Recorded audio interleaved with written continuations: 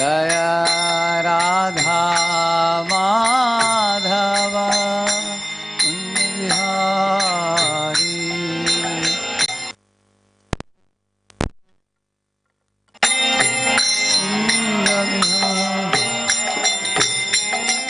गोपी जरा वल्लभा गिरिवरधारी।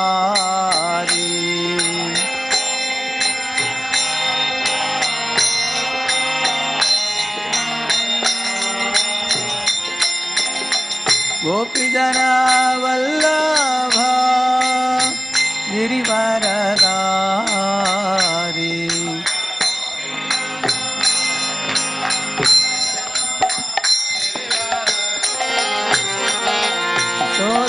यशोदानंदन व्रज जन रंजन।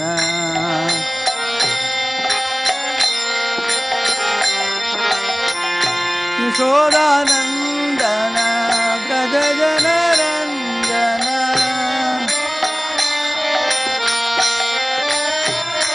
यमुना तीरा वनचारी।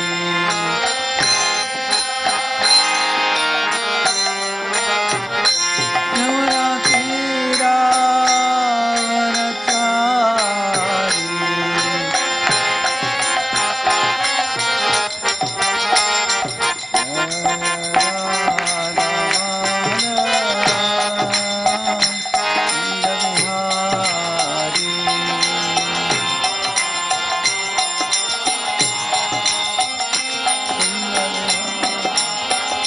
Hare Krishna, Krishna Krishna, Hare Hare, Hare Rama, Rama Rama, Hare Hare.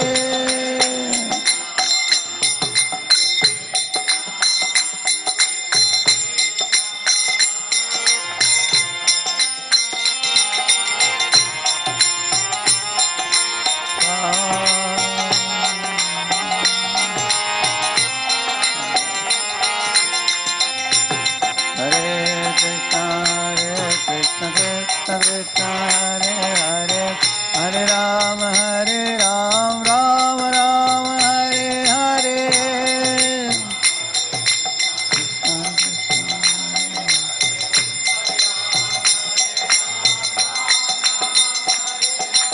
Hare Krishna, Krishna Krishna, Hare Hare, Hare Rama, Rama Rama, Hare Hare.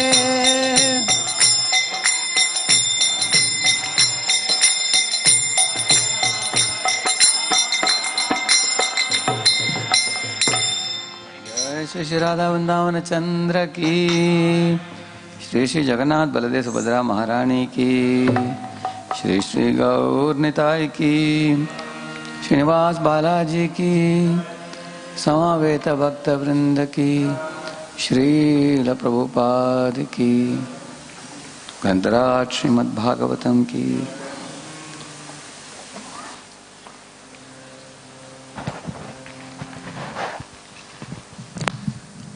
ओम अज्ञानतिमिरन्धस्य ज्ञानाञ्जनशलाकया चक्षुर्वन्मीलितं येन तस्मै श्रीगुरवे नमः। श्रीचैतन्यमनोभीष्टं स्थापितं येन भूतले स्वयं रूपः कदा मह्यं ददाति स्वपदान्तिकं। वन्देऽहं श्रीगुरोः श्रीयुतपदकमलं श्रीगुरून् वैष्णवांश्च। श्रीरूपं साग्रजातं सहगणरघुनाथान्वितं तं सजीवं साद्वैतं सावधूतं परिजनसहितं कृष्णचैतन्यदेवं श्रीराधा कृष्णपादान् सहगणललिता श्रीविशाखान्वितांश्च। नमो विष्णुपादाय कृष्णपृष्ठाय भूतले श्रीमते भक्तिवेदान्तस्वामिनिति नामिने। नमस्ते सारस्वते देवे गौरवाणी प्रचारिणे निर्विशेषशून्यवादी पाश्चात्यदेशतारिणे। नमो महावदन्याय कृष्ण प्रेम प्रदायते कृष्णाय कृष्ण चैतन्य नाम्ने गौरत्विषे नमः। हे कृष्ण करुणा सिंधो दीनबंधो जगत्पते गोपेश गोपिका कांत राधा कांत नमोस्तुते। तप्त कांचन गौरांगी राधे वृंदावनेश्वरी वृषभानुसुते देवी प्रणमामि हरिप्रिये। वाञ्छाकल्पतरुभ्यश्च कृपा सिन्धुभ्य एव च पतितानां पावनेभ्यो वैष्णवेभ्यो नमो नमः। जय श्री कृष्ण चैतन्य प्रभु नित्यानंद श्री अद्वैत गदाधर श्रीवासादि गौर भक्तवृंद। हरे कृष्णा कृष्णा कृष्णा हरे हरे, हरे राम राम राम हरे हरे। हरे कृष्णा।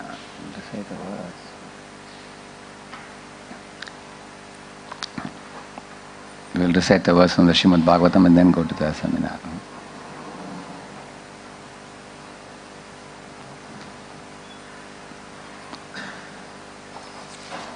Ayushriyam yashodharma लोकानाशिषयेव च हन्ति श्रेयांसि सर्वाणि पुंसो महदतिक्रमः। This is reading from 10:4:46. Ayushriyam yashodharmam लोकानाशिषयेव च हन्ति श्रेयांसि सर्वाणि पुंसो महदतिक्रमः। Three devotees can say. आयुश्रियं यशोधर्मं लोकानाशिषयेव च हन्ति श्रेयांसि सर्वाणि पुंसो महदतिक्रमः।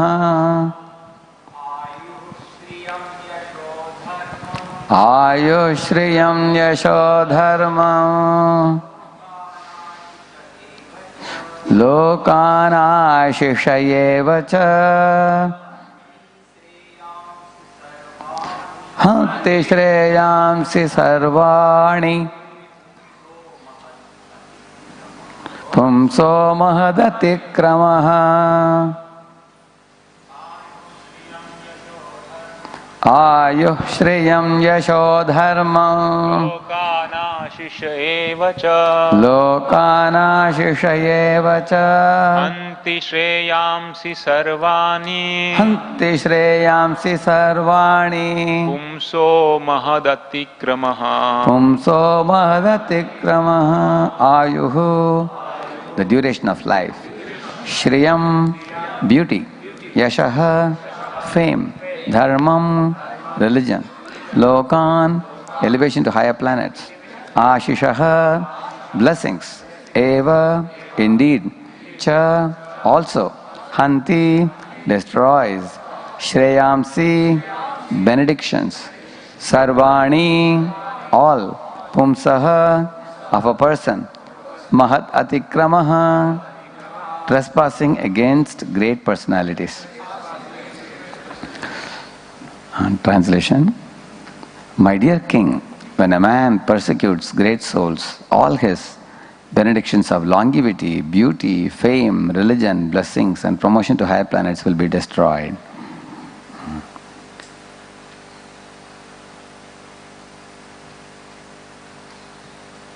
So today we will go to the third part of removing unwanted habits seminar. This is not only exactly Nishtha to Prema, we can even say before Nishtha also, because the aparadas are there before Nishtha also, but they are not so visible to us because we have not yet become fine-tuned to see our aparadas. Rather we see which one more. Sins more. Sins are more visible. At that time, we also tend to think sins are more serious than offenses. Like that we tend to think. But after crossing Nishtha stage, all the sins have retired. They go far away. Then the aparadhas become very prominent. So therefore we say Nishtha to Prema, but otherwise actually the aparadhas are there much more, even in stages prior to Nishtha also. So I'm just doing a quick revision of part 1 and 2, and then we go to 3 today. This I told you already. So these are the anartha nivritti process. The 4 anarthas mentioned by Bhaktivinoda Thakur, and the 5 obstacles which are posed because of these 4 anarthas: laya, vikshepa, pratipatti, kashaya and rasasvada. And then they affect our chanting, leading to laziness, jadya, vikshepa, distracted mind, audacity, indifference. And then when one is chanting inattentively, then some 10 to 15 different type of weeds, which are all based on bhukti, mukti, siddhi, they grow. So the weeds become watered in chanting. See, in order to remember this, these 4 different steps which are mentioned here. The first one talks about you can remember the anartha cloud. The anartha cloud, Bhaktivinoda Thakur says, Maya mugdasya jivasya gneyo anarthas chaturvidaha. Hriddaurbalyam cha aparado asat trishna tattva vibramah. So like a cloud will not allow us to see the sun. Or sometimes you see a silvery cloud, but you can't see the sun. Similarly, the anartha is compared to a cloud in our mind. And because of that clouded anarthas in our mind, not able to get access to Krishna, not unable to find Krishna, then we find pleasures in this world, the material world. So again we take a U-turn. So because of which all these unfortunate 5 things come: laya, vikshepa, pratipatti, kashaya, rasasvada. So these are arising due to rajoguna and tamoguna. So tamoguna puts us to sleep, and rajoguna puts us to distraction and disinterest and all those things. So then we continue to be in rajoguna, tamoguna like this. And then the effect of these 5 is the effect in the chanting. So these obstacles, black box obstacles, so they all come in the chanting in the form of jadya, vikshepa, audacina. That exactly happens during chanting. The 3rd one is during chanting. And the 4th one is after chanting. After chanting, we have already committed aparadhas in chanting. Instead of watering the devotional creeper, we have watered the weeds. And the effect of watering the weeds is the last box. Yeah. That means if you take the 3rd box, jadya, vikshepa, audacina, the box before that is before chanting. And the 4th box is after chanting. Easy to remember.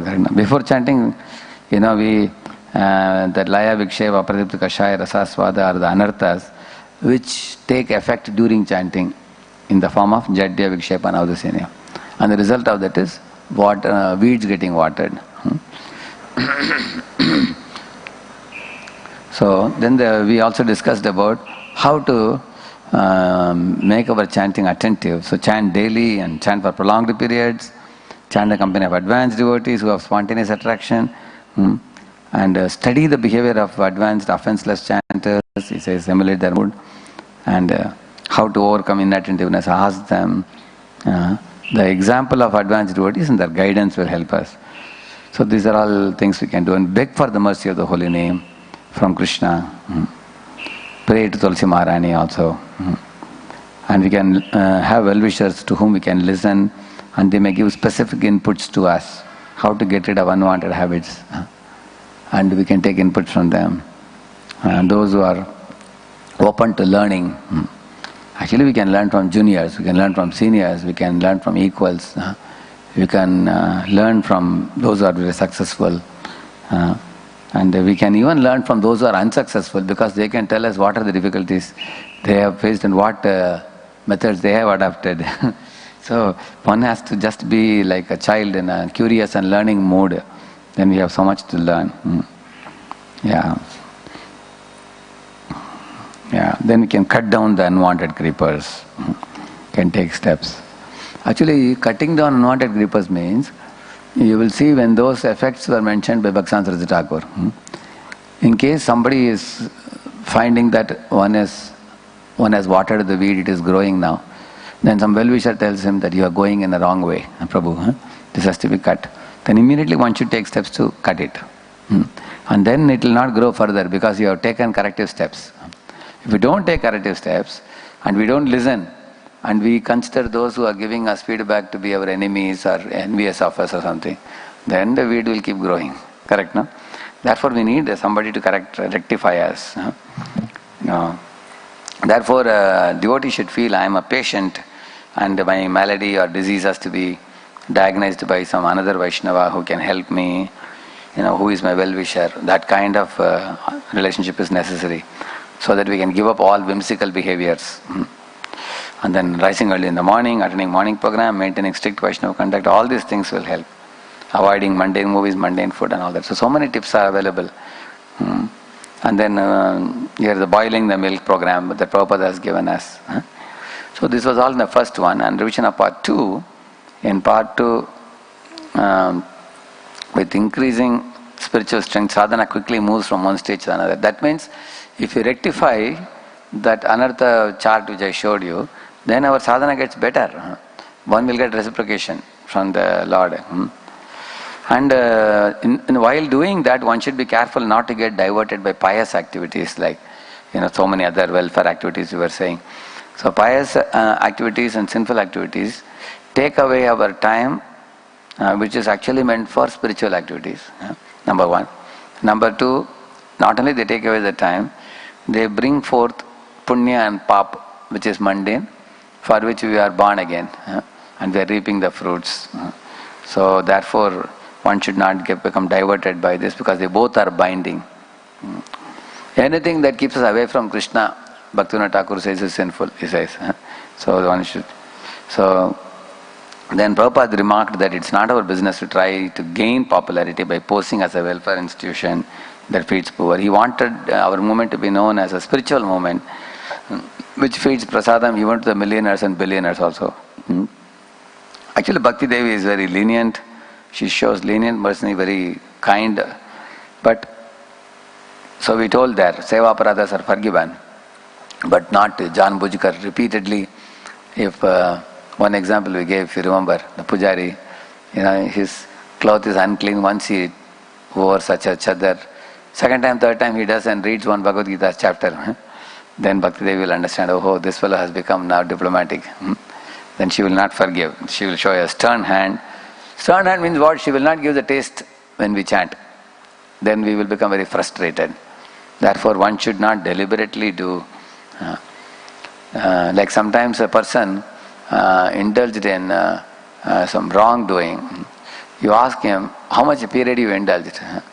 For example, there are people who have by mistake gone to some site. They have seen immediately, within a moment they have come out, recognizing that it is sinful.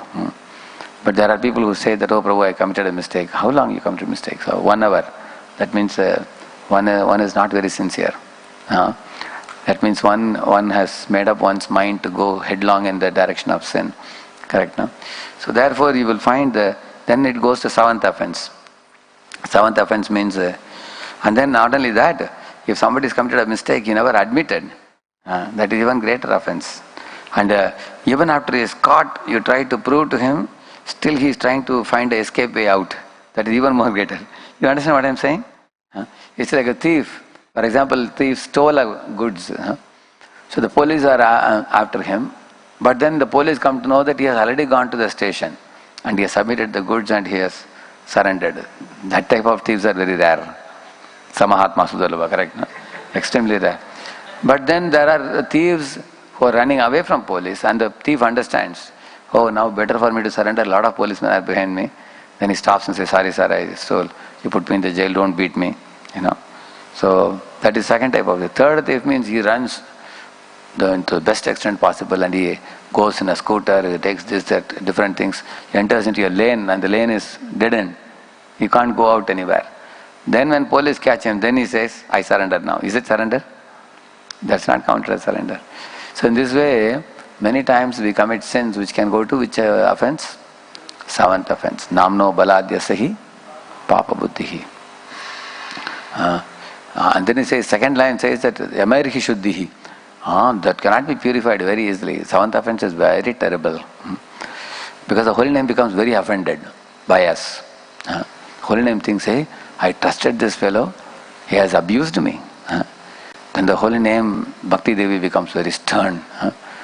Then one really suffers terribly. It's like a person with fever who has a bitter tongue and high fever, he can't taste any food and he suffers. So it takes a long time to come out of it. So Jahan Bhujkar Pap Karna, knowingly committing sins are very considered, very, very deliberate, very dangerous it is. Yeah. Even we people also, in this world you trusted somebody and gave something and they betrayed your trust. It's immediately what happens? The relationship is broken. Or it becomes very distanced. Like two friends, they meet and A gives some 5 lakh rupees to B and doesn't take even promissory note also, because they are thick friends from school days. But then the B says that within 3 months I will give. Now 10 years are passed, he is not giving. So naturally he has betrayed the trust, because he didn't take any promissory note, he didn't take any agreement or something.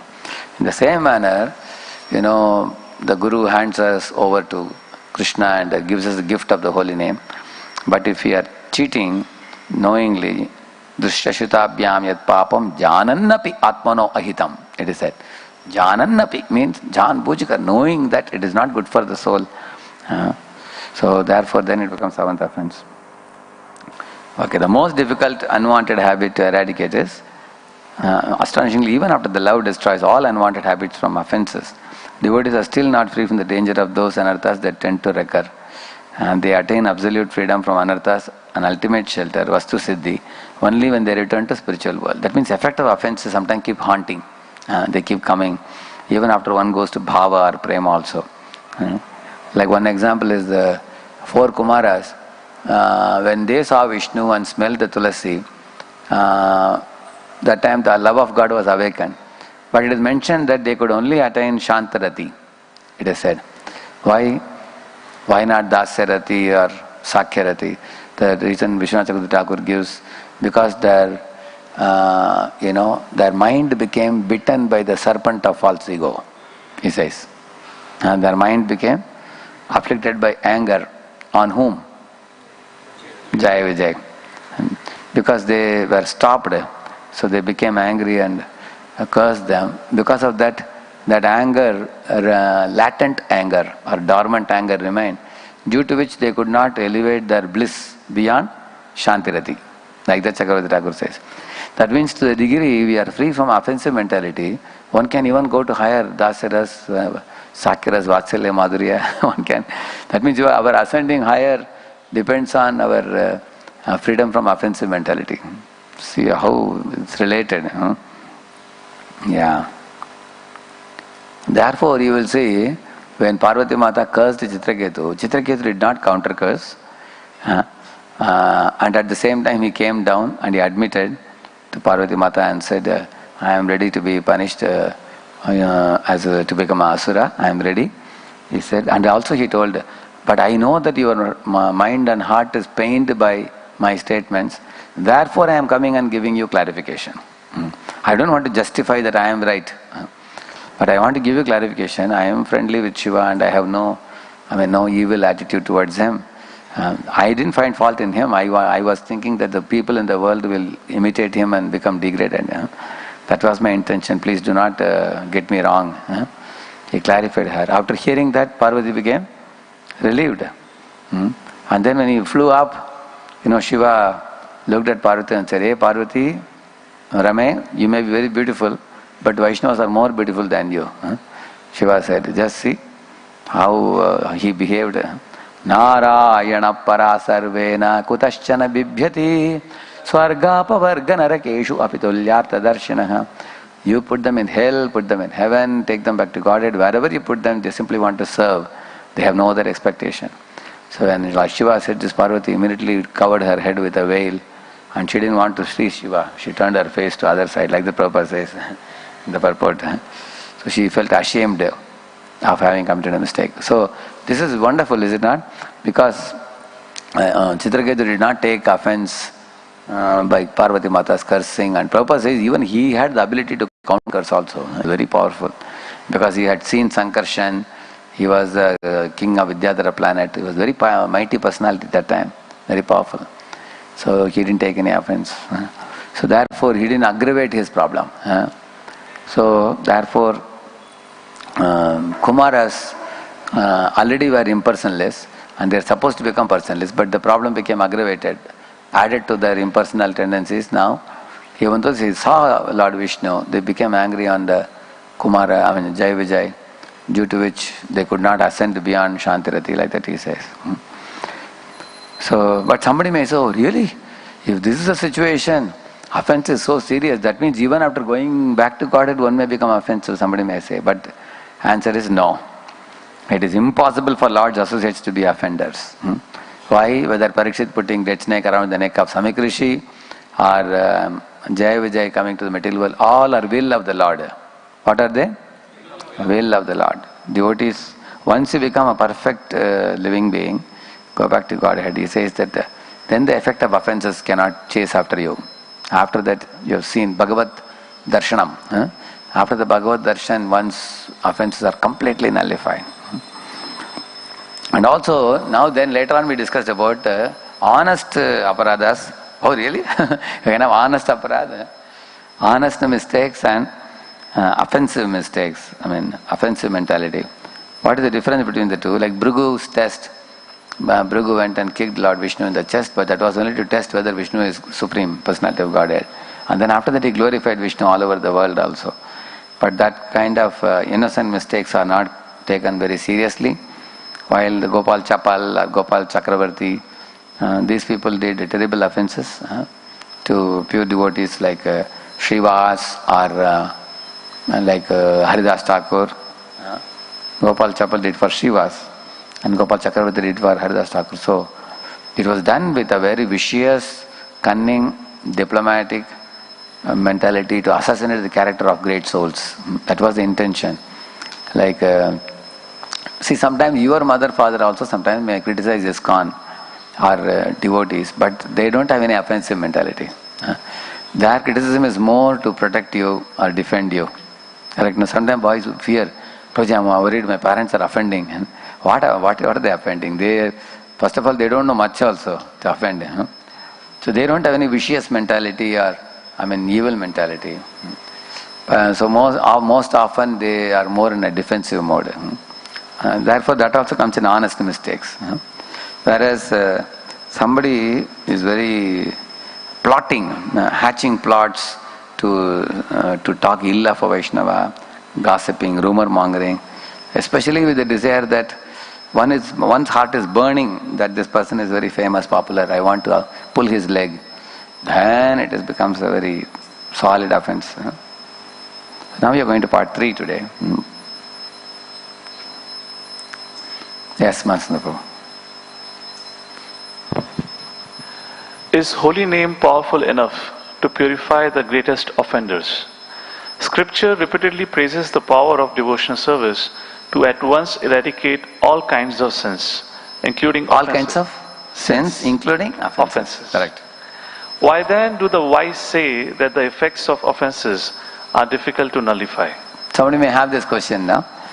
You see, the holy name is very powerful, Bhakti Yoga is very powerful. What all pastimes you have heard? Somebody ate Mahaprasad and they got 400 form and flew to Vaikuntha. Some rat and cat ran around the sanctum sanctorum of the temple 3 times and they got liberated. So many things I have heard. The Bhakti path is so powerful. Can't it eradicate both my sins and offenses? Why offenses seem to be so deep and all? Yeah, answer is? The answer lies in how the holy name responds to those who commit offenses to devotional service and to the Vaishnavas. Without doubt, the holy name and pure devotion have inestimable power to purify the greatest offenders. Many scriptural statements confirm this truth. Nahi Bhagavan agatidam Tvad-darshanan nrinam akila papakshayah yannama sakrit shravanat pukkashopi vimuchyate samsarat. Yeah. My Lord, it is not impossible for one to be immediately freed from all material contamination by seeing you. Not to speak of seeing you personally, merely by hearing the holy name of your Lordship only once, even Chandalas, men of the lowest class, are freed from all material contamination. Under the circumstances, who will not be freed from material contamination simply by seeing you? Yannama sakrit shravanat. Sakrit means only once. Pukkashopi vimuchyate samsarat. Even a Chandala is freed from samsara, it is said. So his whole name is so powerful, definitely. Then why can't it purify the greatest offenders? Read it. Is holy name powerful? No, same question I put here. Okay. The mystery is that although the holy name has the power to immediately neutralize the reactions to all offenses, he sometimes chooses not to. That is the point. It is not that he is not powerful. Holy name is powerful, but the holy name will not purify. Deliberately. Like for example, somebody has given you some punishment. Say for example, you did a mistake for which you are told that you will be reinstated in the service only after 6 months. 6 months you have to do, say you have to wash the pots, or you have to clean the floor, sweep the floor. The person who is giving you punishment is a person who actually is capable of releasing you from the punishment also. Correct, no? Because he only has given you. He can say, okay, Prabhuji, 6 months is not required. You only do for 2 months. Or he may say only 1 day you do it, that's all. He can reduce the period, he can eliminate the period. Such a person only can give punishment, isn't it? But he will not relieve you for what? For what purpose? Why he will not relieve you? The purpose is one has to reform.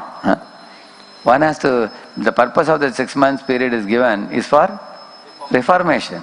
If he doesn't reform, and if the superior person releases him, then the release has no meaning, because the person continues to maintain his wrong mentality. Therefore, the holy name does not forgive. It's clear now? A person has committed a blunder, and the holy name has decided not to forgive him or allow him to struggle for a while. And that struggle period is given for the offender to think, why am I struggling? What did I do wrong? Do some kind of reflection, analyze one's heart, then go and meet other Vaishnavas, and not getting taste in the holy name, one cries, then prays to the deity form of the Lord, and then goes to Guru, goes to other Vaishnavas, and then in this way he is very desperate to again get the taste what he was getting once upon a time, and the holy name is waiting. Correct, go ahead, do it. No, you have to take that anxiety. And also inner conscience, the super soul also will give him feelings of guilt. What we call as conscience is nothing but super soul. Super soul also gives a guilty feeling to us. Oh, you did a mistake. And one side of the mind will say sorry. Another mind, ego will say, don't say sorry. They will think you are weak or something.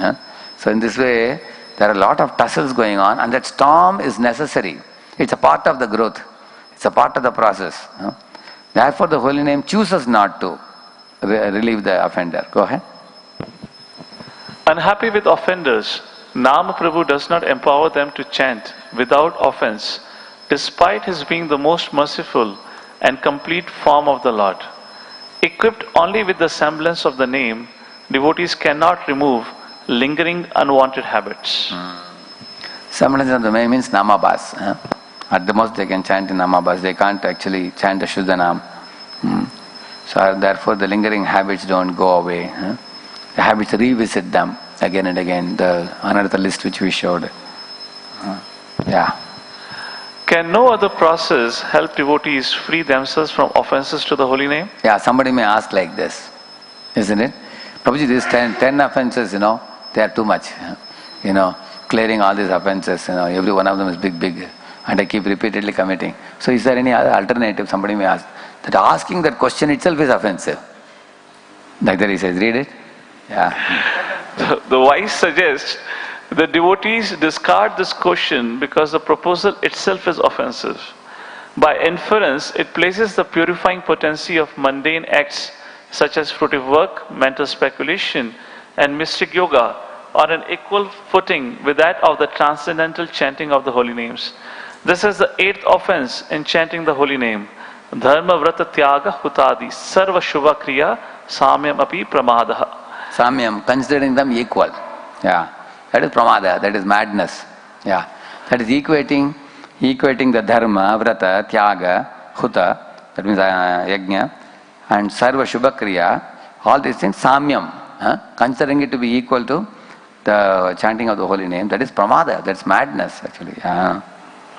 Vishwanath Chakravarti Thakur adds that one cannot become free from even the slightest offense simply by following the rules of yoga, even for thousands of years. Yeah. Even the slightest of the offense, not even bigger offenses.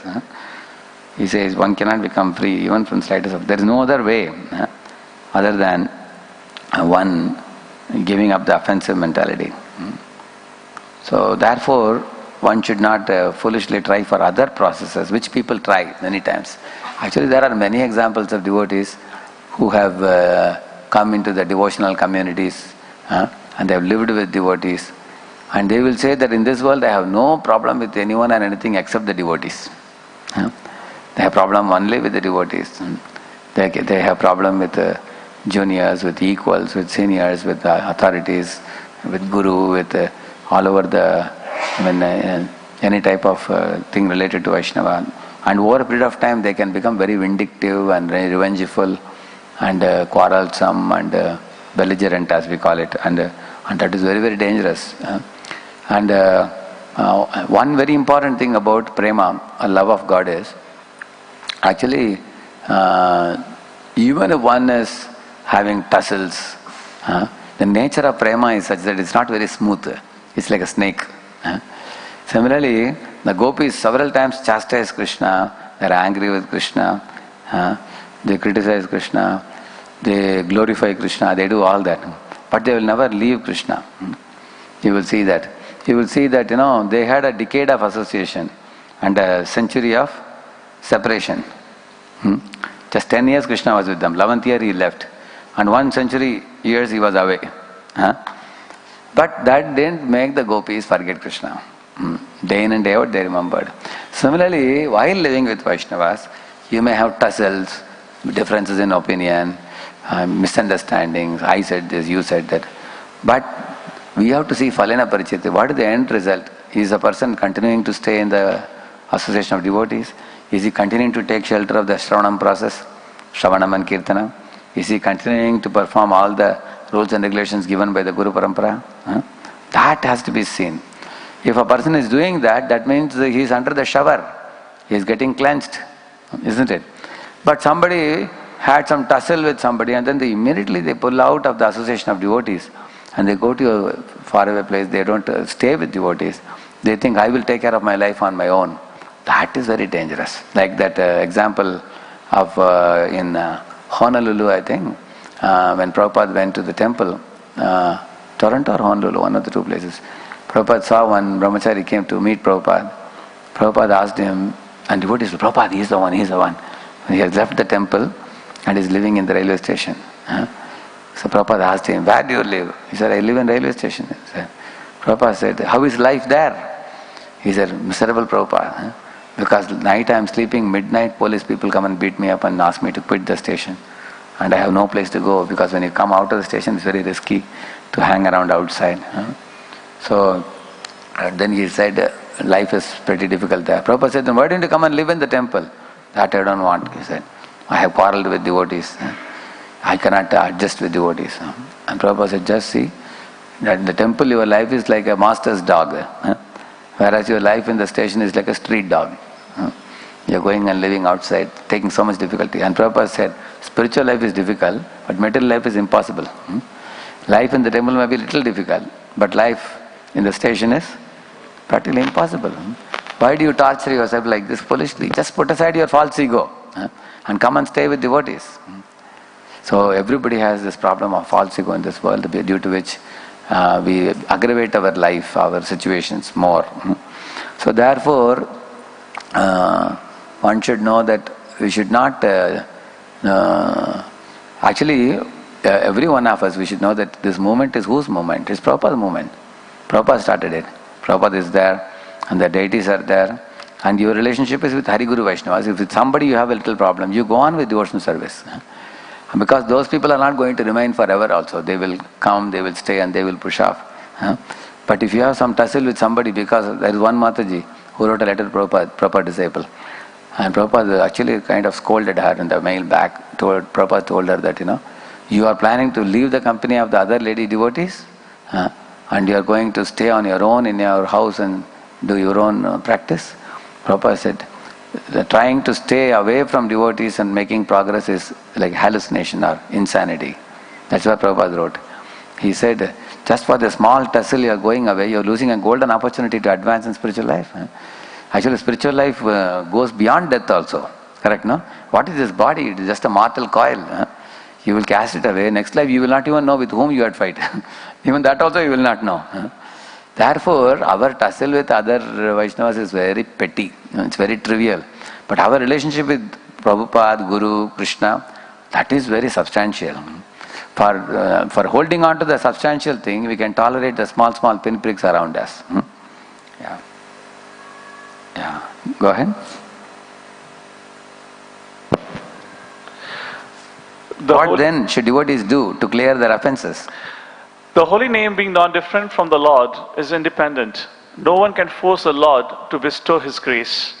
But a sincere devotee can please the holy name and invoke His mercy.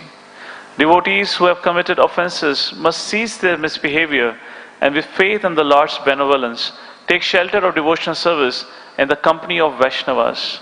The only remedial measure is to chant with the Lord's pure devotees. Offenders must accept whatever punishment the holy name deems suitable and patiently wait to be reinstated in the Lord's good graces. So many things are said here. First of all, it is mentioned that we have to rectify our wrong behavior. Like one should not aggravate. For example, somebody has a pitta body.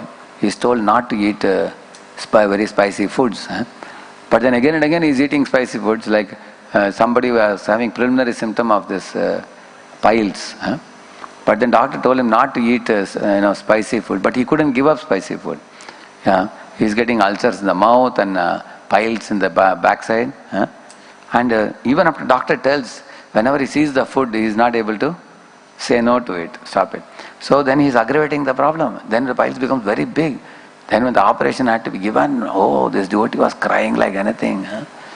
This devotee said, I don't know, this operation, it seems I will die by the operation. Of course, he didn't die, he lived. But so painful it is. So we have to give up the misbehavior first. In the same manner, while dealing with devotees, Hari Guru Vaishnavas while dealing, if I committed a mistake, at least we should wake up. We should rub our eyes and get up and then become more cautious, more alert, more careful. That is one thing that is said. Another thing that is said is, we should take shelter of devotion service in the company of devotees. We should take shelter very deeply and chant with the devotees and go on with devotion service. And also one should be willing to accept punishment. Like Parikshit Maharaj said, let some Brahma sharp come upon me, I am ready to be punished. He didn't run away from punishment. He was ready to accept punishment also.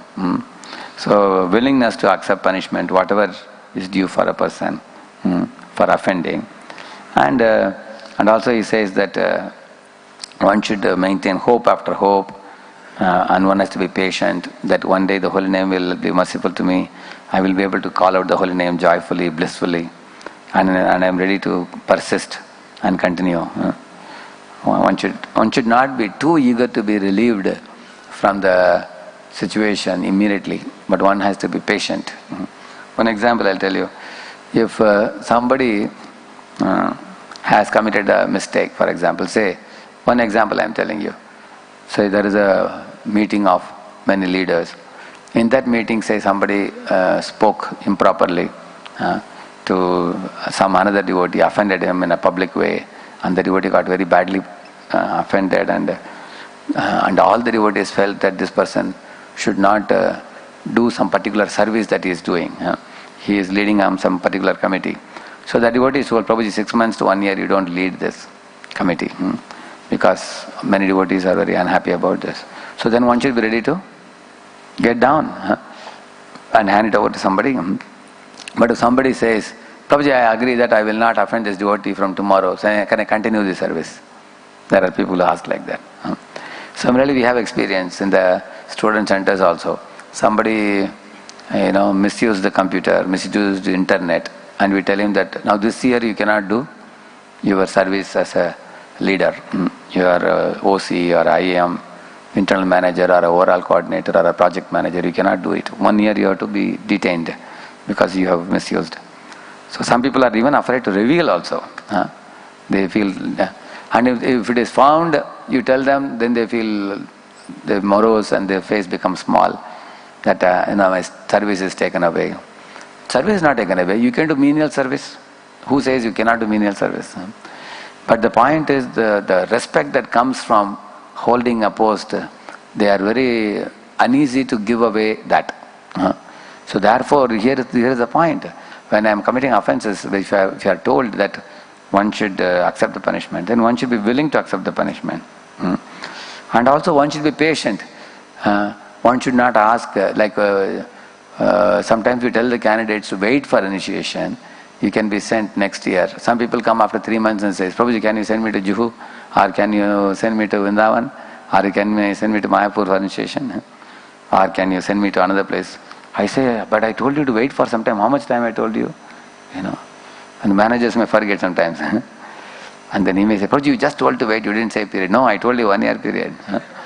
Now you want in 3 months only. Be patient. Because you have to rectify, you have to read Prabhupada books. You first qualify yourself. First deserve and then desire. But people generally what they do? First they desire before deserving. This is the world we are living in, what to do. People want to be quickly rectified immediately without taking the due time and patience. People are not ready to do homework. They only want exam results. They want distinction without doing homework. You see, that's what he's saying. You have to be patient, and you have to be waiting to be reinstated by Lord's good graces. Similarly, if somebody did one blunder, for example, later on the devotee will come and ask, Prabhu, what is your opinion about me? I said, you did blunder only 1 week ago. How will my opinion about you be completely changed? If you want me to change my opinion about you, what you have to do?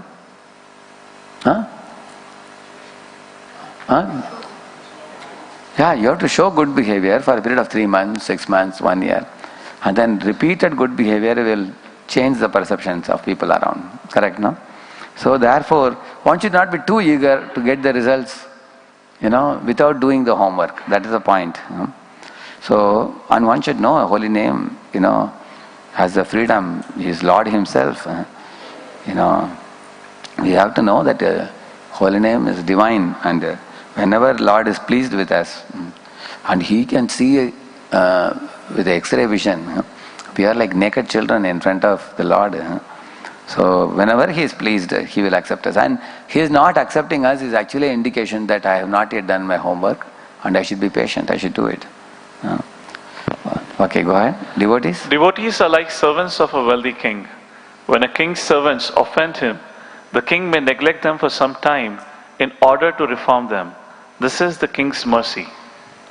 The neglected For example, Chota Haridas was neglected by Radheshyam Mahaprabhu or banished.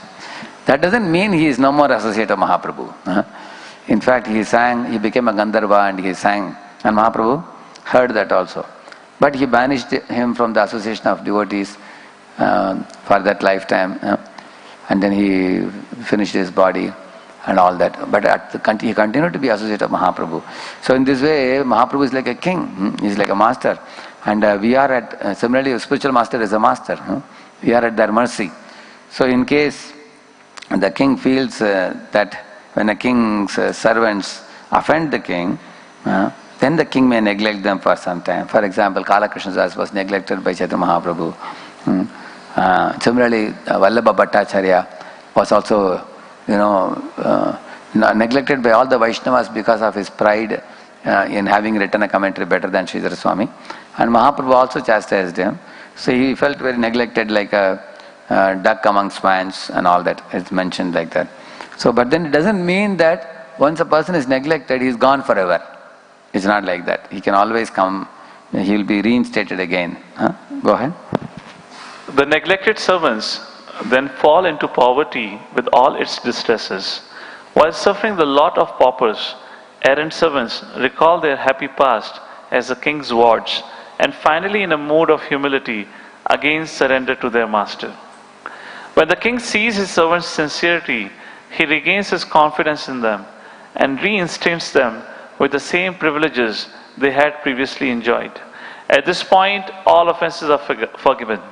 Yeah, like Prabhupada once chastised Satyavrata Maharaj for, sending a letter without the carbon copy. Although it was written in the letter, carbon copy is attached. And Gurudas wrote Prabhupada, Prabhupada, you said you are attaching carbon copy, but you didn't attach. And Prabhupada said, you are writing the letter in my name, and then not attaching carbon copy means it makes me look foolish.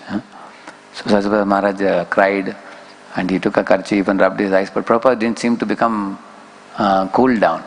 He was continuing to be angry. And then Satyavrata Maharaj understood. He told Prabhupada, Prabhupada, the mistake was not yours, mistake is mine. So I will write to Gurudas that it was me who committed the mistake of sending this, and also I will send him the carbon copy also. Prabhupada said, yes, do it. That's what you should do. That means rectify the situation. Once you rectified, Prabhupada never quoted it for the second time after that. You have to rectify the situation. Like in those days, when EBG was a book, hardbound copy, this size book. So one devotee was in charge of sending the books. So he sent the EBG book to somebody, and that book had a few pages upside down printed. Printed and bound like this inside. Almost half the book was like that. And the cover was also cracking. So what this devotee did, he wrote a letter and below that put signature very similar to me, like the way I put, no? Radheshyam Das.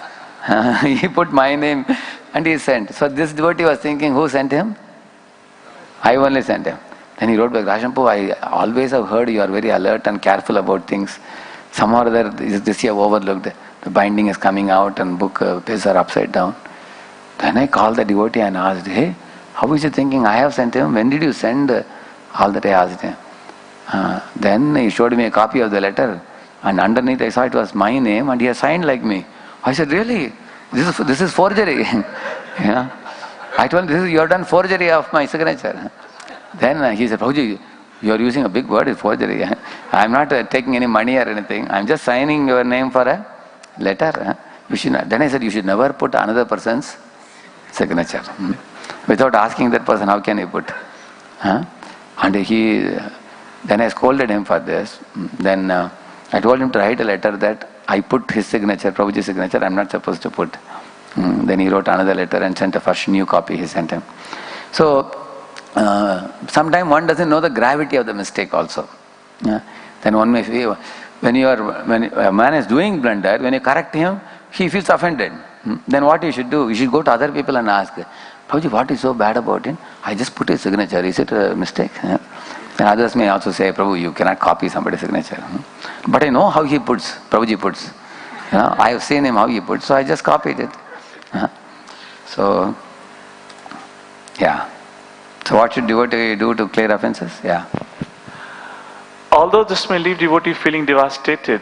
No. This is on. Actually, you finished it? Okay, yeah, this is done. This is done, yeah. The holy name neglects and then forgives offenders in the same way. By his neglect, offenders become spiritually impotent. Their joy in Krishna consciousness vanishes, and they feel orphaned even while living in the midst of the Lord's family of devotees. This is the main point. How does one know that I have offended? He feels dryness in the heart. He feels moroseness. He does not feel joy in chanting and reading and hearing and associating and in taking darshan of the deities. He is not peaceful. Actually, Krishna Bhakta, Nishkama, Atiyeva Shanta. But if you are not Nishkama and Shanta, then our hankerings will start increasing. Then the material hankerings will take us out of association and go in the headlong in the material world, searching after some Maya's gifts instead of accepting Krishna's gifts. In the temple we get so many Krishna's gifts, but we may get carried away. Go ahead. Although this may leave devotees feeling devastated, those who faithfully continue their devotional practices and take full responsibility for their misfortune, blaming no one else, gradually improve. Atmakritam vipakam. That was, tattenu kampam, sasamikshamano, bunjana evatmakritam vipakam. Similarly, he says, Kritvatmasat surarishina bhagavan grihita soham katam na visruje tavabritya seva. Kritvatmasat, no, this one, there is another verse. No, not that verse, I'll tell you. Prahlad Maharaj also says, he takes responsibility for his own. Trastosmyaham kripana vatsala dussahogra samsara chakra kadanad grasatam pranita baddha swakarmabir ushattama tengri moolam swakarmabir, he's saying. Baddha? Narasimha was asking, you are saying that you have fallen into this ocean of samsara, did I throw you? Prahlad says, no. He's saying, Baddha swakarmabir ushattama tengri moolam. By my own karma I have fallen, my Lord. Like that he says. Prito pavarga sharanam bhayase kadanu. As is praying. Go ahead. The holy name, pleased by their sincere repentance, empowers them to chant properly once more. The nullification of their bad habits then again follows the standard sequence. That means what happens exactly, like we are going ahead, committed some offenses, we take a detour. That means the progress is stopped. We are actually not growing anymore, we are looking here, looking there. We are practically stagnated in the progress in spiritual life. And then after all these offenses are rectified, you come back to the same route. And then you go ahead again, continue progressing. That means we lose some time for some period of time. Because we were going like this, and then we committed offenses and we get, these offenses actually will make our spiritual life dull and the progress will be minimized. It's like the car's speed is slowed down. But if the offenses are terrible, then the car stops only, completely. Like that. Yeah. Yes, remember the results of offenses and not commit the same again. Yes. Srila Prabhupada writes, one who accepts punishment as a reward dealt by the master become intelligent enough not to commit the same mistake again. Yeah, actually this is the real intelligence. The punishment is considered as a reward by the devotee. Why? I will tell you the reason. Because the devotee thinks that my master has not rejected me. Like Mukunda said, I will see. He said, no, when Mahaprabhu said, after 10 million births only I will see him. Why he was so jubilant? Really, Mahaprabhu didn't reject me completely. Instead, Mahaprabhu said, he will see me after 10 million births. He said, what is 10 million births? That will pass like a moment. I don't mind suffering 10 million births. But at least he has agreed to see me again. So that means a servant accepts the master's punishment as a reward given by the master, and is willing to go through that. He accepts it. He knows it's for my purification. Then the master, what he will do? He will reduce the punishment. He will say that, hey, he is accepting with such a grateful attitude. Then he will think that there is no need for big punishment for this person. Then he reduces the term. Yeah, go ahead. The results of offenses. The above account should alarm even the most cautious devotees. The destructive effects of offenses on the devotional creeper are frightening. Consider Gopala Chakravarti, the handsome Brahmana who became a leper because of the malicious comment he made to Haridas Thakur. Gopal lost his beauty, wealth and position. Disgraced and banished from the Vaishnava association, he finally died a painful death. Yeah. So his nose melted and fell away. And he lost his beauty because of that. Then he lost his wealth. And Govardhan Majumdar told him, get lost, we don't want you in the job anymore here. He was actually leading a very major service in our Majumdar's family, very important person. But because he offended Haridas Thakur in a public sabha, the Majumdar family became offended, who are organizers of the program. They threw him out. So he lost his wealth also, and the position also. And he lost his beauty also. And also all Vaishnavas came to know he is the offender who offended Haridas Thakur. So they all kept a distance from him. In this way he died a very painful death. It is mentioned. You will see that Ramachandra Puri also left the Vaishnavas and went away. Gopal Chakravarti also, he also went away. So these fellows' offenses became so ripe that He lost the Sangha of Association of Vaishnavas. Yeah. Why sometimes devotional activities and things in relationship with devotion appear mundane? Yeah. Srila Rupa Goswami stresses the spiritual debilitating effects of offenses by citing the following verse. Kete perada viprendra namno bhagavata kritaha venigrantindrinam krityam prakritam anayantihi. O foremost of Brahmanas, what are the offenses against the name of the Lord that destroy the results of one's devotional service and even lead to material conceptions of transcendental topics? What is the meaning of this question that is being asked here in Padma Purana? Why the deities appear mundane? They don't appear divine. Why the holy name is tasteless? Why even after drinking Charanamrit, smelling the flower offered to Lord, circumambulating, my material desires are still not going away?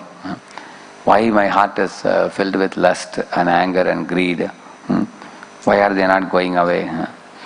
Why the devotees don't look divine? Why everybody, all the spiritual shastras are not giving any taste anymore? When I read the shastra, it appears I already know it. There is nothing new here, no realizations from shastra. It appears boring. So that's what he's asking. Why the spiritual things? Arche Vishnu, Shiladir Gurush, Naramatir Vaishnava, Jati Buddhi, Vishnu Arva Vaishnava Nam, Kalimala Matane, Padatirtem Buddhi, Sri Vishnu Namni Sakala Kalushke, Shabde, Samanya Buddhi. These are the things which happens. Why is it happening? He's asking. Read it. Vishwanath Chakravarti Thakur elaborates on this verse.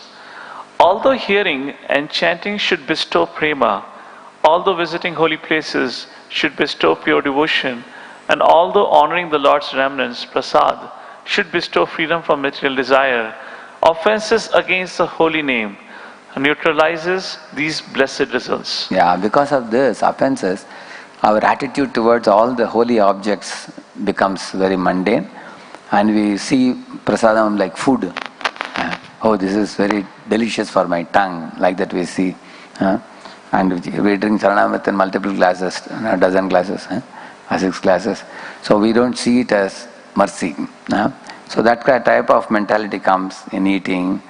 And also one looks at the deity with an enjoying mentality, which means one's attitude of submission and prayerfulness is gone.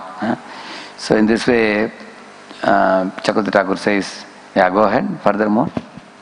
Furthermore, if the offense is grievous, devotional activities and things in relationship with devotion will appear to the offender as mundane. If the offense is heinous, it will cause the offender to become inimical to Guru, to devotional service, and to the Lord Himself. Many examples could be given. Like our Ramachandra Puri became offensive to Guru, then he became offensive to Lord Chaitanya himself. And he left the company of Vaishnavas and went away. That is one example we can give. Similarly, you can give example of Dvivida Gorilla. He was an associate of Lord Rama. Offending Lakshman, he left the company of Ram and became a very mischievous gorilla. Later on, he was offending the gopis also, and Balram killed them. You can see that. So these are examples. Similarly, you can see that when the offense grows grievous, the devotional activities and anything in relation to devotion will appear mundane. Then what happens? A devotee becomes very materially calculative in spiritual life. Materially calculative means, why are they not giving me this post? And why are they not giving me the due honor? Or somebody feels insecure in devotional service. What will happen if I become 70 or 80? Who will take care of me? These kind of questions. Therefore, at one point of time, when we were having a talk in the previous years about the insecurity, what will happen to devotees after 50, after 60? This very insecurity is a bad sign. Like that he said, His Holiness Bhakti Vaishnava Ashray Maharaj. Maharaj was telling that one who is sadhu or one who is a devotee, you should never worry too much about the future. One has to do the needful. You make some arrangement, but in this world, you can't make a perfect arrangement in whichever ashram you are. Grihasthas have some responsibility, brahmacharis have responsibility. Those who are upholding the leadership in organizations, they also have a responsibility. But after doing that, there can always be, difficult situations. One should not think that let us take the whole control in our hand. Therefore, you find many temples which were conducted by the divine force, by Hladini potency.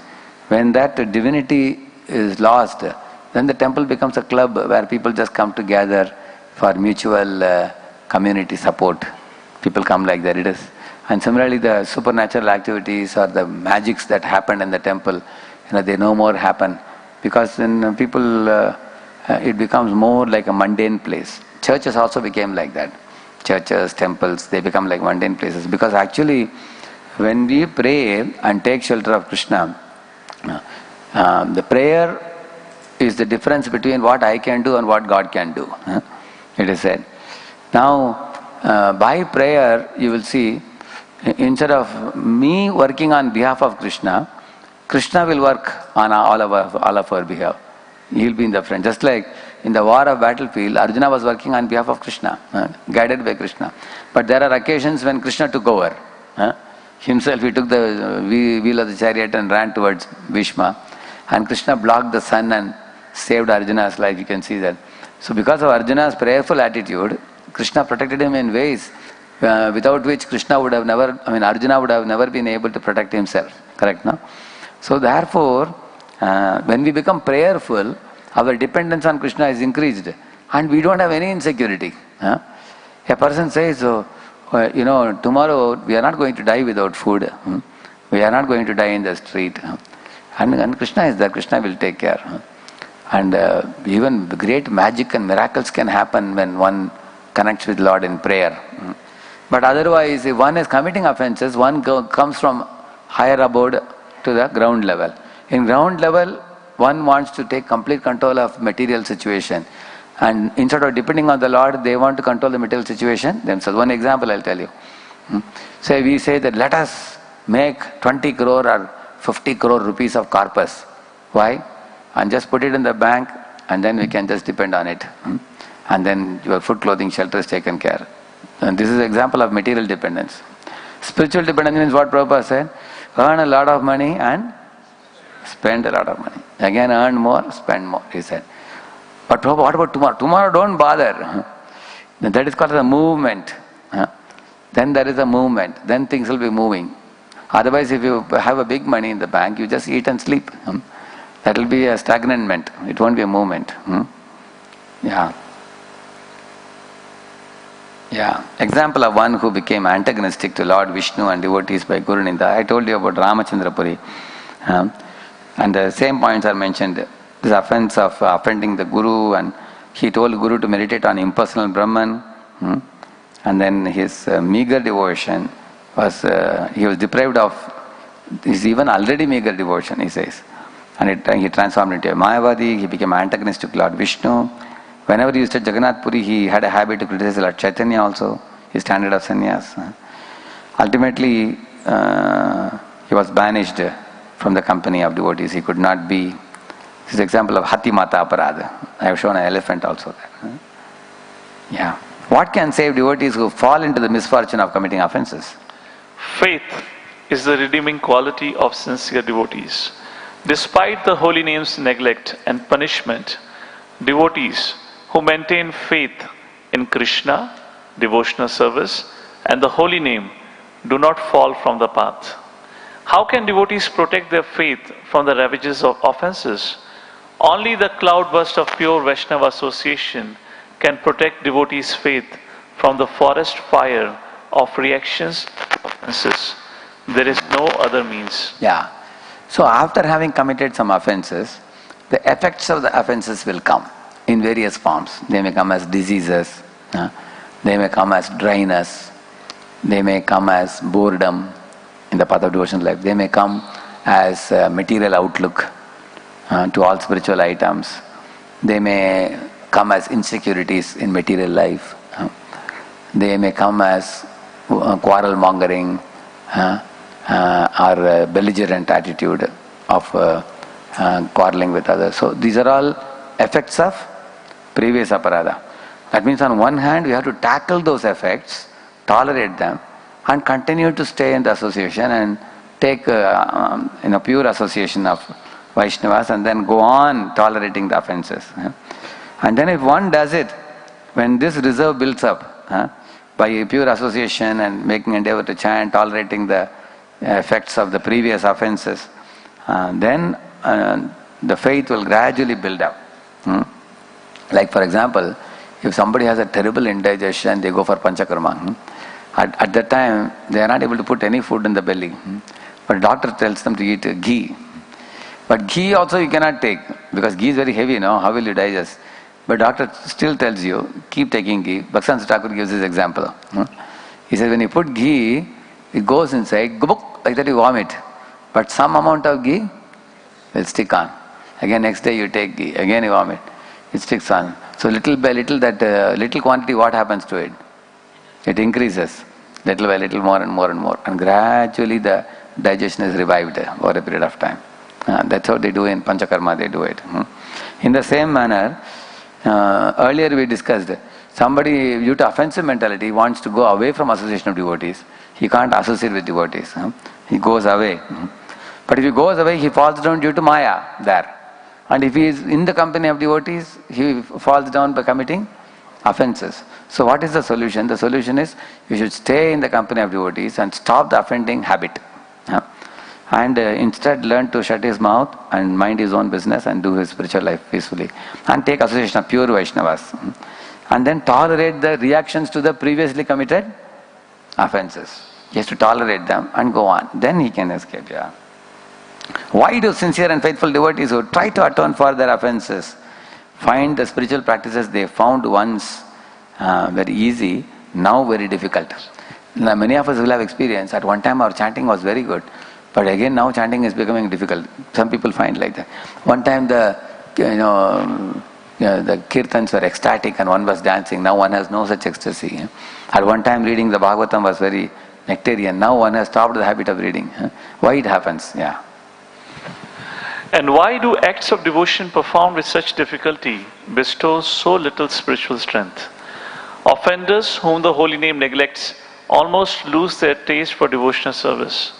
Consequently, it becomes difficult for them to practice it. It follows that neglected devotees do not enjoy full reciprocation from their practice of the limbs of devotion. They are actually deprived of the full potency of their practices.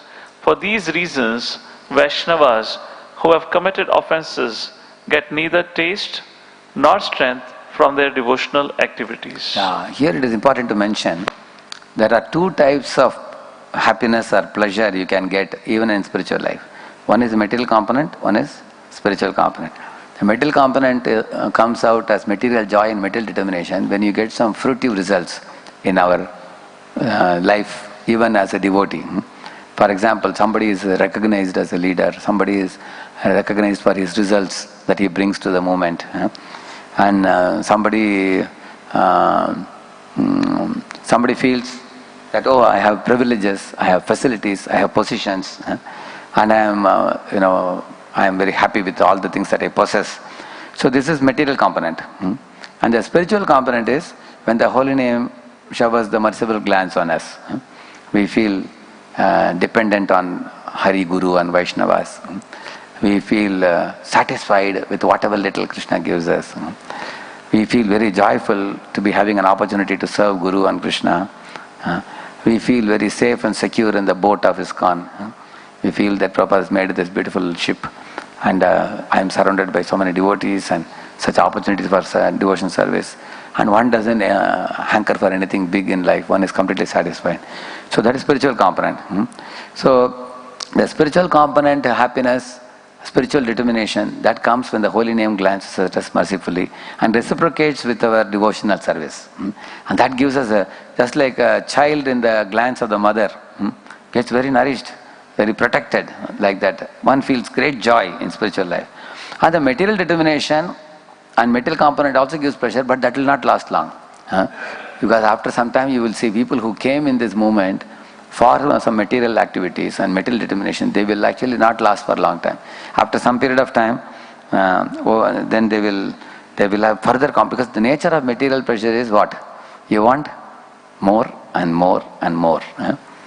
Like if somebody wants to become Lakpati, they become Lakpati. They become Lakpati, but they are not satisfied. Why? They want to become Krodapati. When they become Krodapati, are they satisfied? They are not satisfied. They want to become Arabpati, like that. Until one becomes Lakshmipati, which is Hiranyakashipu, or Ravana. Therefore, material satisfaction will not last for a long time. Yeah. So therefore, one should not somehow or other be dragging in spiritual life with some material determination and material pressures. That will not last for a long time. Yeah. One has to actually get spiritual reciprocation from the holy name and then feel the spiritual bliss. Glanced by Radharani's mercy. Yeah, go ahead. Offenses affect us like a fever. During a high fever, a person cannot eat. Similarly, during the high fever of reaction to like sometimes, just one point, somebody says, Prabhu, I am very happy, I am doing a program, I have a community of devotees where I am preaching and all congregation recognizes me. They are ready to give me even flight tickets to go anywhere I want. And they are ready to gift me a laptop. They are ready to give me all my facilities for preaching. And I am also preaching to some colleges, I am also preaching to some congregation. And they have given me a car. I have all these facilities.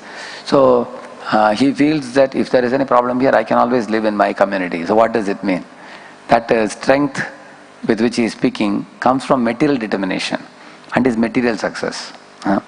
He doesn't know by one slap all these things can be taken away. You will see that even big leaders with all these belongings and positions, when they lost Krishna's grace rather than his grace, they ended up doing some blunders, either with the money or with woman, and next moment they were removed out of the scene. So we should never run our spiritual life on material determination. It's utter foolishness. We should know that somehow or other I happen to be in this position, therefore all these privileges are given. But if I commit a blunder, I will be out of this position. And privileges will remain. For whom? For the next person who will fill this post. Correct, no? So these are not being given to me because people love me or something. I am holding this position, so these things are coming. So our spiritual life should be based on spiritual determination, not material determination. Offenses affect us like fever. During high fever, a person cannot eat. Similarly, during the high fever of reaction to offenses, the devotees lose all desire to chant and hear. Oh, that is the greatest danger, isn't it? If you have no taste for hearing chanting only, how unfortunate it is.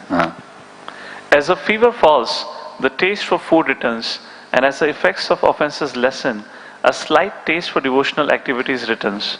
Only the spiritual diet of prasad and the medicine of chanting and hearing can cure the devotee's feverish condition. Yeah.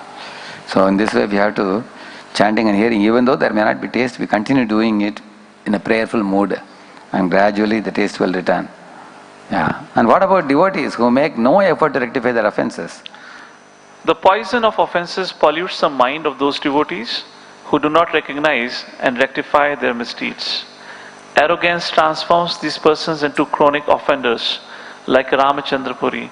They criticize devotees for the smallest fault and in the process uproot their own devotional creeper. They take shelter of concocted offensive philosophies and become thorns in the side of true Vaishnavas. In short, the offenses of devotees who refuse to repent and subdue their offensive tendencies go to seed and sow the countless more seeds of ever more virulent offenses. These seeds fructify first as offenses to their peers, then to their gurus and other seniors, and finally to the Supreme Lord Himself. Thus, wherever offenders roam, they remain residents of hell. This is from a verse in Padma Purana. Yeah, very dangerous, no? Can offenders be saved? Somebody may ask, okay, now we understand what happens to them. Can they be saved? In summary, devotees unfortunate enough to commit offenses against pure Vaishnavas or the holy name quickly lose the joyful taste of devotional service because the holy name neglects them. As a result, devotees' unwanted habits fructify into the bitter fruits of desire for wealth, woman, and fame. Those offenders too arrogant to take shelter of Vaishnavas are blinded by material desires and fall into the ditch of chronic antagonism against the Lord and His servants. They soon perish and disappear from the society of devotees. Example, Ramachandra Puri. But those offenders who humble themselves are saved.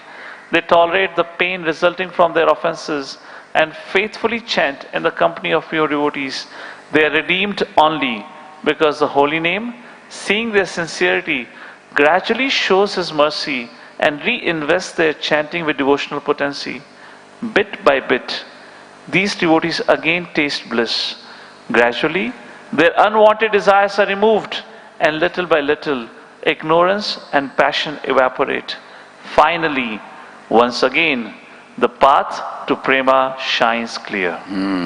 Like our Gopal Chapal became Devakinandan Das by seeking forgiveness from Srivas. Vrindavana vasiyata Vaishnaveragan Pratame vandana kori savaracharan Nilachala vasiyata Mahaprabhuragan Bhumite podiya vandon savaracharan. Like that, he sang that song, and he became Devakinandan Das. So that means the difference between the para 1 para 2 is humility. If one is willing to become humble and continue to be in the association of Vaishnavas, then they have hope. Otherwise they get lost. Yeah. Offense alone bars devotees from ecstasy of chanting. Even though thoughtless devotees no longer taste the potency of the holy name, some of them foolishly argue that they have never made offenses. Due to their false ego. They say, I never made offenses. Yeah, they may say like that, yeah. But the Bhagavatam concludes that offenses alone bar devotees from the ecstasy of chanting.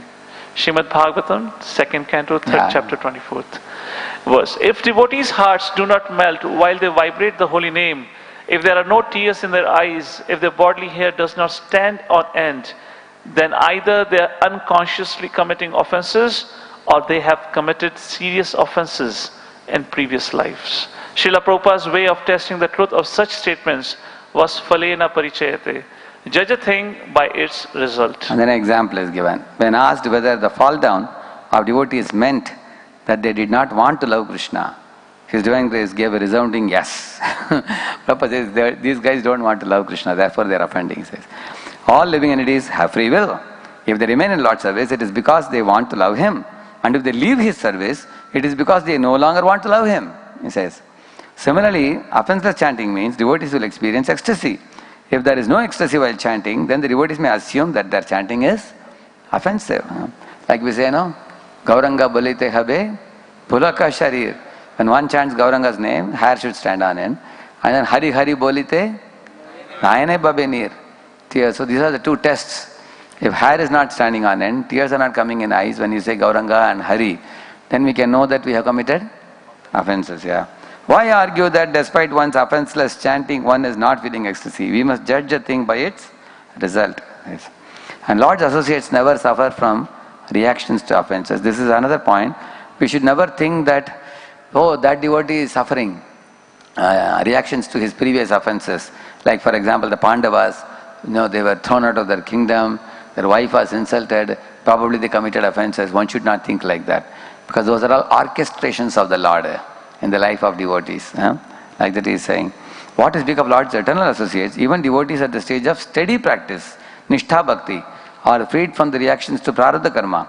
If they appear to be suffering, that is because Krishna has personally arranged sickness, poverty, conflict in their lives as a part of his pastime in order to bring them closer to him. Okay, I will tell you one very simple clue. When a devotee is suffering from either sickness or, like he is saying this thing, poverty or conflict, the only parameter to assess is, how is his mood? Is it like Bharat Maharaj? He is repentant, he is remorseful, he is going to the association of devotees, in Pulahashrama, he is keeping away from family and everything, and other deers and all, and he is also eating dry grass. So he appears to have fallen down, but his Krishna consciousness has not gone. That is a test. If similarly Pandavas, while going to forest, did their bhakti for Krishna reduce? No, that is a test. And then Yasya Aham Anugrinami, somebody may say, hey, he was such a good devotee, why Krishna took away everything? I think he committed some offenses, Krishna took away. No, it's not like that. Prabhupada himself said, Krishna took away everything from me to give me sannyas and send me to West. Why? Because he thought, what is my pure devotee doing in a pharmaceutical shop? Mixing some chemicals. throw this and go to West and preach. Like the Prabhupada said, Krishna wanted him to go to West. So Krishna took away his material business to send him to America to preach. Why advanced Vaishnavas do not manifest symptoms of ecstasy? He says the devotees who do not see symptoms of ecstasy, in all advanced Vaishnavas ask this question. But just as fruit-bearing trees display fruit in the proper season, loving devotion bestows prema on devotees at the proper time in the spiritual journey. Even though pleased with an restless person, the Holy Name reveals his mercy by his own sweet will, in his own sweet time. The heart that is freed from the burden of bad habits surely receives love of God when it is bestowed. The waiting only serves to make the day more delightful. Just like the Narada boy, when he was told by Lord Vishnu that, avipakpa kashayanam durdarshoham kuyoginam. He said, Hanta asmin janmani bhavan mamam drakshumiharkasi. Avipakpa kashayanam durdarshoham kuyoginam. Those people, oh boy, those people who have not completed their services and those whose hearts are not completely pure, they can't see me again. For them to see me, they have to do these two things. So immediately the boy thought, that means I am not yet fully pure. But Chakravarti Thakur says, the boy was fully pure. Then why Krishna said that? He gives explanation. Without his being fully pure, Vishnu would have never come in the first place in front of him. He came. But why Vishnu said like that? The boy's prema was Komalashra, the Komal prema. It was an infant prema. Lord wanted him to have adult prema. Therefore, Lord wanted to give some time for it. So he gave darshan and went away to increase the separation in his heart. And by the separation, he will strengthen the prema and make the infant prema into adult prema. Like an infant child becomes an adult, how? By eating food. Similarly, by feelings of separation, you can take more and more feeling of separation, come to adult prema. From infant prema to adult prema. That was the Lord's plan.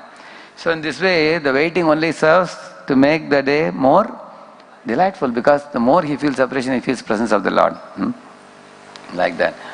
And the reason for studying anarthas in detail, some people ask, Prabhupada says we make automatic advancement when you come to Bhakti Yoga. Why to study about these anarthas? Actually, he says here, when a devotee revives his loving service to Supreme Lord, it should be understood that he has been successful in achieving the desired goal of his life. At that time, everything is automatically done by the mercy of the holy name, like the Prabhupada says.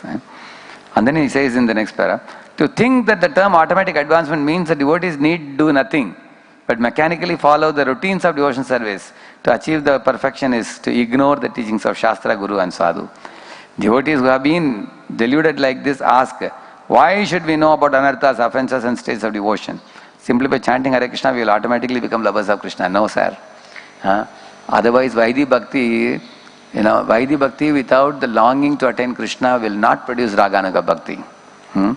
Vaidhi Bhakti plus a longing to attain Krishna is necessary. Mami Chaptum Dhananjaya, Krishna says. Along with Abhyasa Yoga, we should have Mami Chaptum.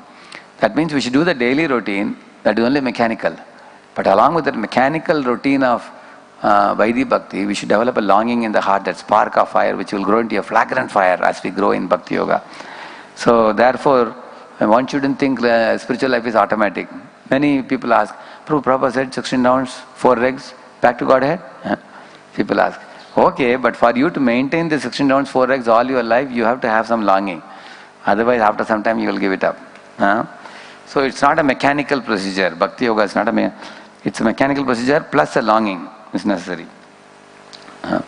Who will automatically make step-by-step progress? He's saying here. It is true that practicing and devotees advance automatically, but only if they carefully follow the right process. We cannot make advancement by following the wrong process. Kintu adarat kaludinam, kintu adarat anudinam kalusaiva jushta swadvikramat bhavati tadgata mulahantri. Daily with very great attention and care we should perform all the 64 activities given by Rupa Goswami. To distinguish between the right and wrong path, devotees must know the do's and don'ts. And also, devotees who neglect the signs of devotion and who chant without trying to avoid offenses cannot advance, because if we commit offenses in chanting, we will degrade by that. Then how will they become lovers of Krishna? Vaishnavas must carefully study the Bhakti scriptures, which provide the road map to perfection. They must know the right path, the detours and the pitfalls in the journey. If they do, then no doubt they will automatically make step-by-step progress. That means perform all the routines with a conscious awareness.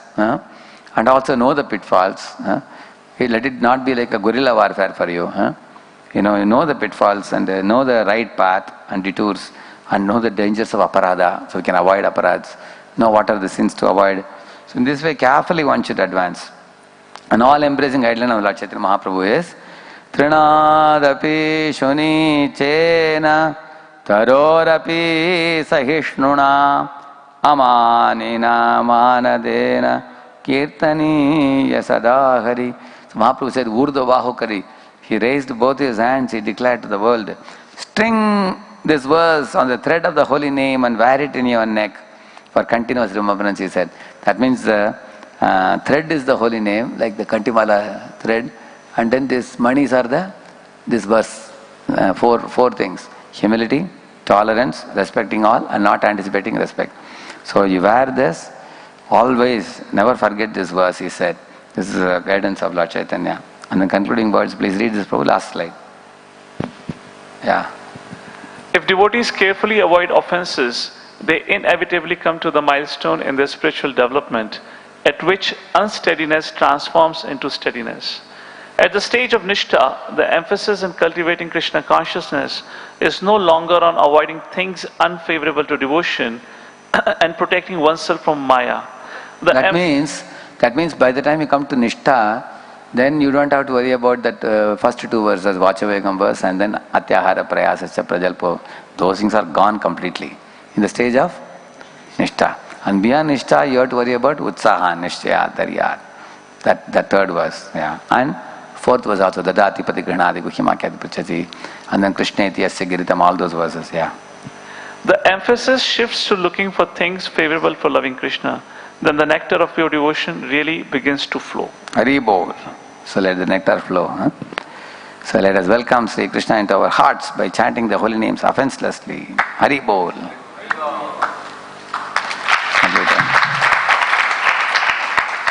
So this is a 3-part series only. What is the title? Removing Unwanted Habits. Part 1, 2 and 3 I completed it. Now coming Wednesday, on first I am going to Kunjabari temple. Probably I'll stay for a couple of months there.